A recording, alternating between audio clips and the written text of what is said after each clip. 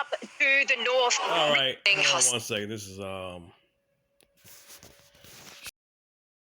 share some.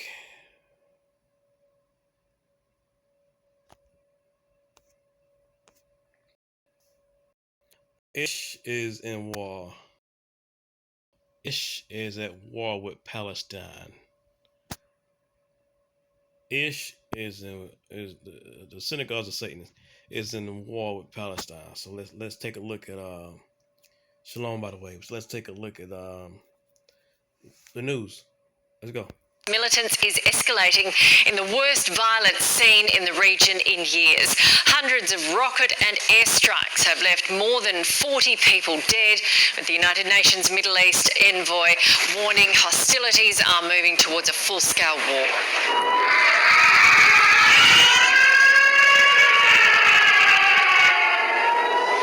The deadly fighting follows weeks of near-nightly protests over forced evictions in East Jerusalem.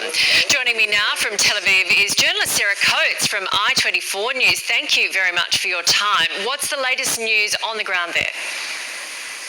Yeah, good morning, Nat. Well, this region, as you mentioned, is absolutely descending into chaos. We're just on our way back now from Jerusalem, and we've had teams all across the region.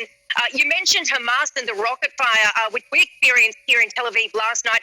Another very sleepless night for residents here in Israel, even from my apartment in Tel Aviv, where the rocket fire barely ever gets to.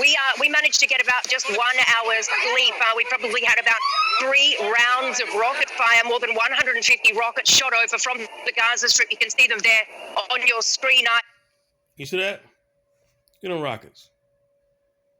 Get them rockets, man. These people are warring right now. They are at war. They are at war, man. Into Tel Aviv. Most of those rockets intercepted by the Iron Dome missile defense system. Although now the country is really waking up to a different reality today. The reality of shocking violence, which is spreading from the south all the way up to the north, really centered around a lot of these neighborhoods that have Arab and Jewish residents. We are seeing terrible incidents coming from both sides. We're seeing far right-wing Jews lynching Arabs, and we are seeing Arab mobs doing the same thing on the other side. We're seeing shop windows smashed as authorities here are calling for calm. And as you mentioned, the UN's Guterres is calling for escalation. You see what they said? Seeing far right-wing Jews lynching Arabs, and we are seeing Arab mobs doing. We are seeing terrible incidents coming from both sides. We're seeing far right-wing Jews lynching Arabs, and we are seeing Arab mobs doing the same thing on the other side. We're seeing shop windows smashed as authorities here are calling for calm. And as you mentioned, the UN's Guterres is calling for escalation ASAP. We've got more than 50 Palestinians dead on that side, and just a short while ago, the death toll rose to at least 7 here in Israel, with the death of a 6-year-old boy. This little boy was actually sheltering inside his rocket shelter there in southern Israel, and the rocket actually penetrated this shelter and critically wounded this little boy. So it's really shaping up to be a few more days of terrible fighting here. Sarah, as you say, this dome defense system is supposed to protect the city, but some of the rockets are getting through. Explain to us from the ground there what it is actually like to experience a rocket strike. Wow. Well, I've been in one before, but it was literally 1 or 2 rockets coming over. Last night, I just come off air. We heard the sirens. So Hamas made these security forces from the temple.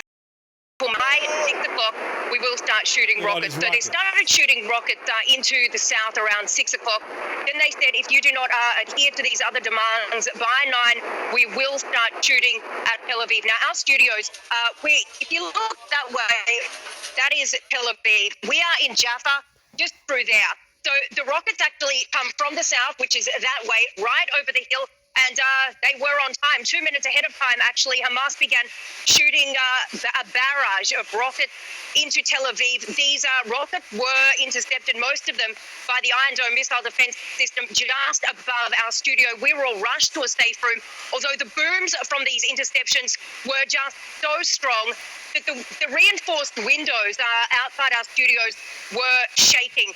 Then overnight, I don't even have a rocket shelter, along with many people in my building in Tel Aviv. So they tell you to just lay on the floor, cover your head, and wait till you hear the boom. So that's basically what we were doing all last night. And that rocket fire is continuing into tonight, and we can expect it to last for the next few days. Yeah, just a terrible situation for obviously everyone there. You're doing an extraordinary job.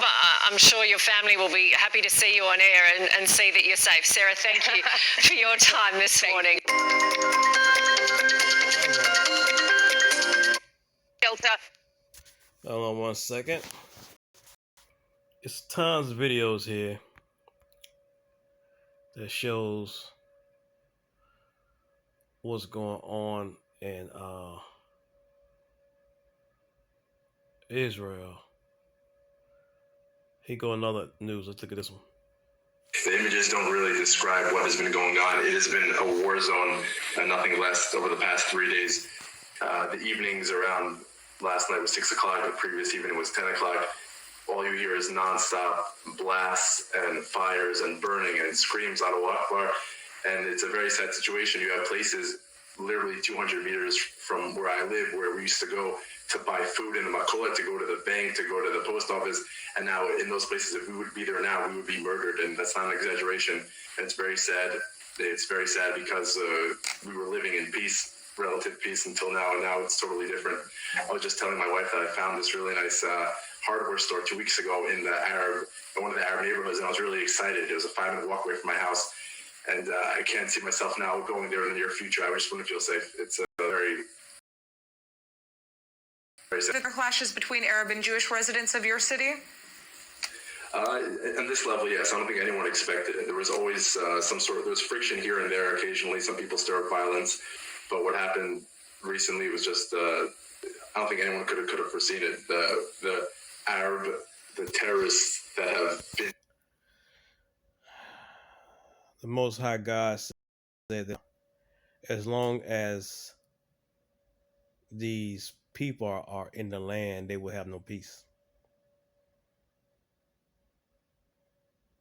As long as these people are in the land of the true Hebrews, they will have no peace, man. Roaming with impunity in the city is just something that is unimaginable, and you keep on thinking, okay, it happened the first night, they weren't ready for it. The police and security forces weren't ready.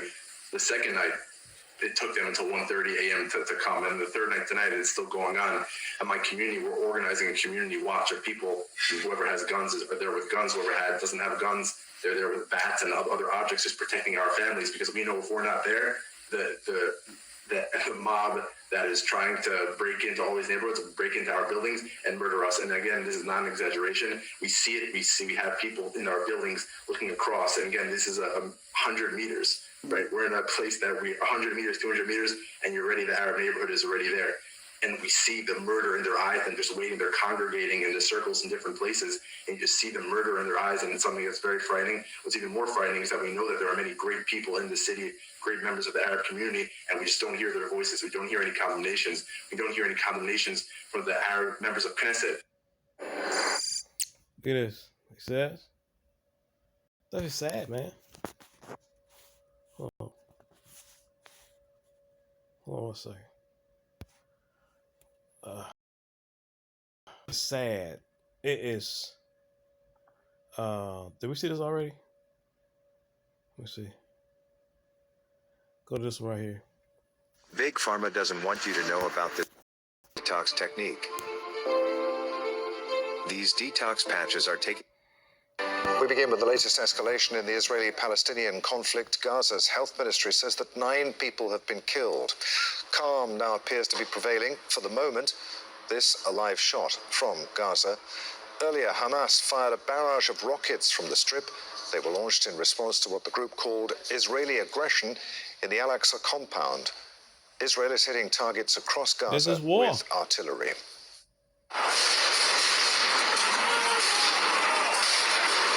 Earlier, the Al-Aqsa Mosque compound, Islam's third holiest site, was the scene of a violent Israeli crackdown. These pictures are from inside the mosque. Israeli forces firing rubber-coated steel bullets, tear gas and sound bombs at Palestinian worshippers. And that's the second time that Israeli forces have stormed the mosque since last week. Look at that. And these pictures are from in and around the compound which houses the mosque. Israeli security forces targeted Palestinian protesters who were standing guard.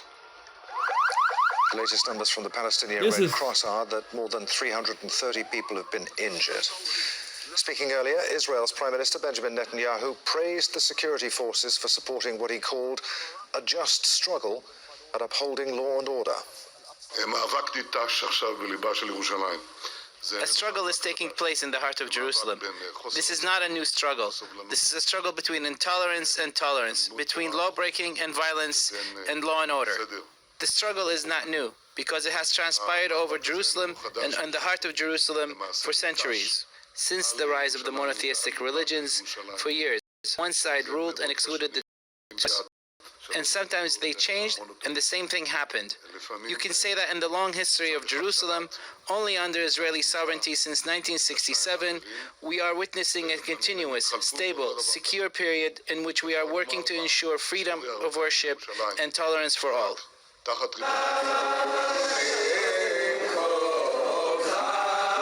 Meanwhile, organizers of an Israeli march to commemorate the 1967 occupation of East Jerusalem have cancelled their rally. There have, however, been smaller groups of settlers and right-wing activists gathering on the streets, but the main march involving thousands of people has been called off. Al Jazeera's Nida Ibrahim is live in Ramallah for us in the occupied West Bank. But first, let's speak with Harry Fawcett, who's outside the Al-Aqsa Mosque compound. Harry, a lot for you to draw together for us here. Let's start with 6 o'clock local time. Let's start with this right here. Let me see. Going. Okay. They went in there, people at mosque, just tearing they shit up, right? Like, they went in their mosque tearing that shit up now. Those people are serious, and this thing is just going to get worse and worse and worse and worse. I truly believe that with the coronavirus going on, with this gas thing going on, this pipeline, this war in Israel, I just feel in my soul that it's gonna be other stuff popping off with China, Russia, Taiwan, North Korea, South Korea, America, France, and I show that in a second. France and UK is feuding in the area of Jersey. Jersey is an area, not Jersey in America, but Jersey is an area near Great Britain. But it's the UK territory. It's not there. It's like Puerto Rico is America territory, right? So I think the French was people from France. Let's say people from France was over there fishing in the area of Jersey, and the UK said both of the boats, the fishing boat and the security boat of UK and France, they collided with each other. So there's a lot of stuff going on, man. We live in some crucial times right now. When, as you were on air raid sirens began to sound there in central Israel. Well, that's right. And if we wind the clock back a little bit before that, there was a warning from Hamas's military wing that if Israel did not withdraw its forces from the Al-Aqsa Mosque compound, known as the Temple Mount to Jews, if it didn't withdraw from Sheikh Jarrah, the neighborhood in East Jerusalem at the center of this eviction dispute, if it didn't release the people it had detained during the course of the day, then come 6 o'clock local time, there would be a price to pay. That price came in the form of 7 rockets that were fired towards the Jerusalem area. 1 of them was intercepted, 6 fell in open areas. Now, this is a very rare event. For all of the escalations and rockets we've seen out of Gaza in recent, thought of it happens in part of Israel, or rather in the area to the west of here, which is around the Jerusalem area. There haven't been rockets targeting that for several years. So that's a major escalatory step. As far as the Israelis are concerned, there will be a response to that. The Israeli military is saying that there will be several days of fighting in and around Gaza. They are ruling nothing out, including targeted assassinations of leadership. They're not ruling out a ground campaign either. The fact they're saying several days also carries with it perhaps a suggestion that they're trying to put some kind of a time limit on it, but it's very difficult to do that once these escalations start, because whatever the Israelis do is likely to bring a response from inside Gaza as well. Another thing to tell you about a serious explosion, a deadly one inside northern Gaza. This is during the time that there are Israeli airstrikes going on. Indeed, the Israeli military showed a video of a strike from above, saying that it had targeted a cell, a terrorist cell, as they called it, a Hamas one, inside northern Gaza, targeting 3, what they said were terrorists. However, there was also an explosion in Beit Hanun, which killed 9 people, according to the Palestinian Health Ministry, including 3 children. Now, initially there were reports that that was an Israeli strike. There have also been sources suggesting that it could have been a malfunctioning ordnance of some kind from within Gaza. It's extremely unclear. Keep in mind, he said this is unusual. This area, they fight all the time, but this certain area that's been hit is near Jerusalem, so they getting closer to the Holy Land, which is the unholy land of the Ashkenaz. Exactly what took place there, whether the video that's been tweeted out by the Israeli military refers to the same incident or not. Hopefully we will get some kind of clarity. We are seeking that from the they can rule out that they were responsible for what the Palestinian Health Ministry says is 9 deaths, including 3 children. And after a day of more violence there in occupied East Jerusalem, is the cancellation of this march to commemorate the 1967 occupation of East Jerusalem done anything to tension? Yes, it's strange, really, after these days and days of building pressure and tension, reaching this boiling point in the Al-Aqsa Mosque compound earlier on Monday. Now that we're on the verge, potentially, of a very major escalation between Israel and Hamas in Gaza, the situation here at Damascus Gate, on the fringes of the Old City, is the calmest that it's been for some time. I think that is, to some extent, because of the decision to cancel this march. Monday was always worried about as a potentially very combustible day because of the march carried out traditionally on this day by Jewish Israelis, particularly religious nationalists and far-right Israelis, celebrating the 1967 capture of East Jerusalem, what they call the reunification, what Palestinians consider to be, and international law considers to be, the military occupation that began here in 1967. If that had been allowed to go on through the Muslim quarter of the Old City, there could have been very serious exchanges of violence between the two communities. That seemed a very real possibility up until the last minute. The Israeli security establishment seemed to go back and forth as to whether they were going to allow it to take place. In the end, at the last minute, they decided no. That does represent some significant setbacks as far as Benjamin Netanyahu and the Israeli right wing is concerned. Jews were not not allowed access onto the Al-Aqsa Mosque compound, the Temple Mount, on this important day for them. They've also stepped back on this front. They cancelled a court hearing. This is enough. Let me show you guys a vessel. Go back. She cannot find it. She cannot find this vessel.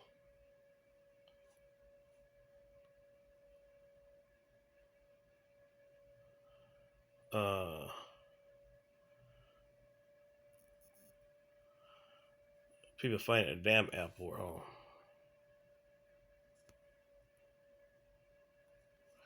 Let me see something.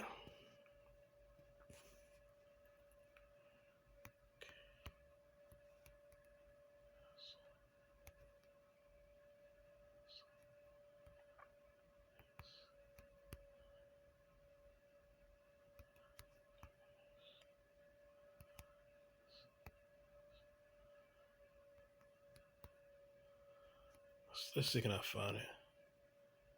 Okay, here we go. I did it. I made $60,000 in 1 month selling T-shirts. That's what I said to myself as I said to my bosses. Hold on 1 second. All right, here we go. Look at this.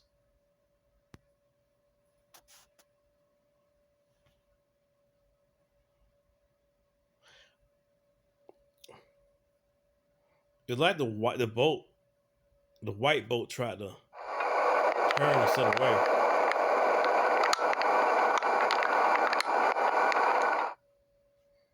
Look at this.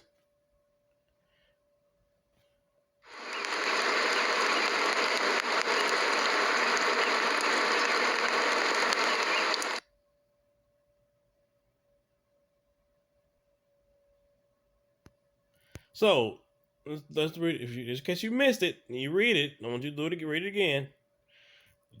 France and the UK going mad because the UK don't want France to fish in their territory, a territory that is called Jersey, an area over there near the UK, but France is over there fishing in the area. You know, so let's see.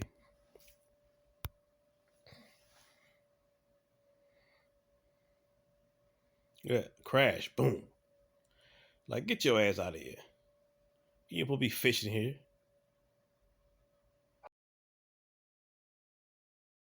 France, like, you can't tell us what to do. UK said, I bet we can. France, they left.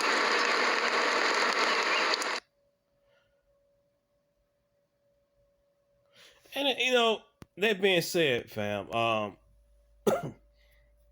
so much stuff going on. All right, just want to share this with you guys. We are living in times of biblical proportions. All right, people are going mad. The world going mad. It's sad. All right. All right. Shalom.